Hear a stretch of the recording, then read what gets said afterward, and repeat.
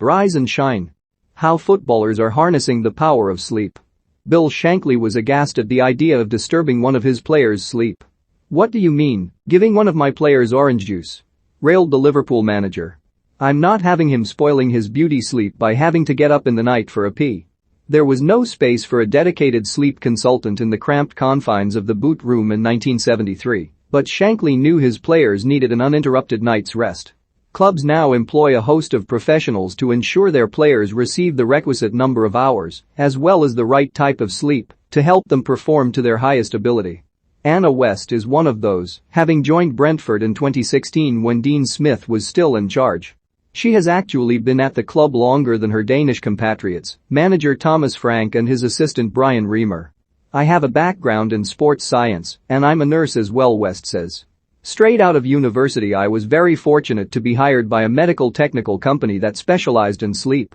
I began my work career in sleep, working in research projects and health projects all around Europe, bridging the huge gap between sleep science and sports science." When she started working in football, West had to challenge the way that training was prioritized over rest. The majority of high-level sporting arenas would have a very high mindset on the loading side. West says. Instead of giving athletes a chance to recuperate, the culture was to overload them with training and information. How can we get athletes to achieve higher performance by continuing to load them? I spent the first years of my career banging my head against the wall of "we have always done it this way." West says her method could be described as targeted, data-driven and individualized cognitive behavioral therapy. "I address the player a little bit like a puzzle, where I need to lay down a lot of pieces to understand the whole thing. We're dealing with young, mostly healthy male athletes who, in theory, do not have sleep problems that need diagnostic treatment, but quite a high and significant percentage suffer from quite poor sleep. When a player arrives at the club, West assesses them. I have my own screening tool for athletes, which I have been working on for many years. It's very complex and data-driven, but what is not complex is the outcome, because all the players will come out with a simple result: red, yellow or green player. Once she has established a player's sleep well-being, they will have a one-on-one conversation and establish where the sleep challenges arise from, which strategies they should use to combat them, and set some realistic targets. An example could be a player who finds it very difficult to fall asleep due to a buzzing brain. The type who feels tired, but the minute he goes to bed is unable to shut down all the thoughts in his head. My way of working with that would be to understand what his habits look like during the day. How stressed is he? What are the thoughts that keep him awake all about? How does he hydrate himself? What are his habits in the evening? Does he do long naps in the afternoon?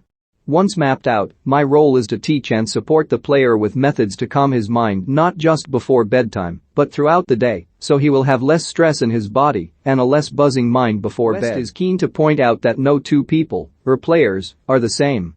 What will work on one individual will not always be equally successful on another individual, so I use a mix of strategies including mind exercises, breathing techniques, strategic input on timing on hydration nutrition.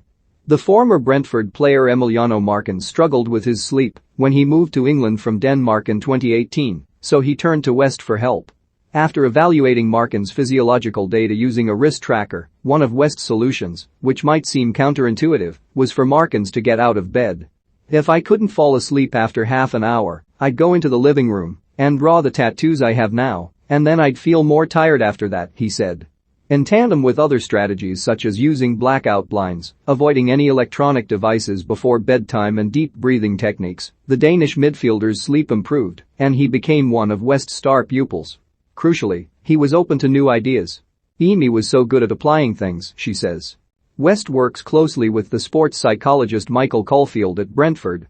Over the past 30 years, he has worked in a range of sports, such as horse racing and cricket, as well as with football managers including Gareth Southgate and Dean Smith. He is bordering on machinic in his zeal over the benefits of sleep. The first question I ask any of the players or coaching staff at the training ground every day is whether they have had a good night's sleep, because it's the most important aspect of health by a country mile, he says. We all need to avoid what I call fuzzy brain when our mind is not functioning to its full capacity. Nick Littlehales pioneered the study of sleep in football when he drew it to the attention of Alex Ferguson in the 1990s. Following that breakthrough, there have been a raft of technological advances, from Granit Xhaka's custom-made pajamas to nighttime spectacles, but West treats these technologies with a degree of caution. I see the technology as a support, but not as a solution, she says. I'm a massive fan of technology when it's implemented with a purpose and in the right way. I don't believe in a strategy where you start with the cherry on the top, but sometimes the $10,000 mattress or the tracking device that can quantify your circadian rhythm would be that cherry. There has been more of an acceptance of the importance of sleep for athletes over the last decade. There has been a significant amount of research supporting the fact that sleep is the cornerstone of creating high performance and, more importantly, maintaining high performance. There is a very strong link between poor sleep and the development of muscle injuries. We know that players who sleep below 8 hours per night over a 24-month period will have a 1.7 times greater risk of developing an injury. As the research has become more convincing, players have taken more notice.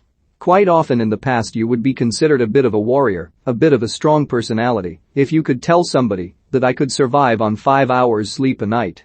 I'm pretty straightforward as I need to educate the athletes, so I'll say, that's cool, but you know that when you sleep 5 hours or less as a man you will have smaller testicles than the ones who are sleeping 5 hours or more a night. That message certainly concentrates the mind. This article appeared first on the Football Mind. Follow Richard Foster on Twitter. Richard's book Premier League Nuggets is out now.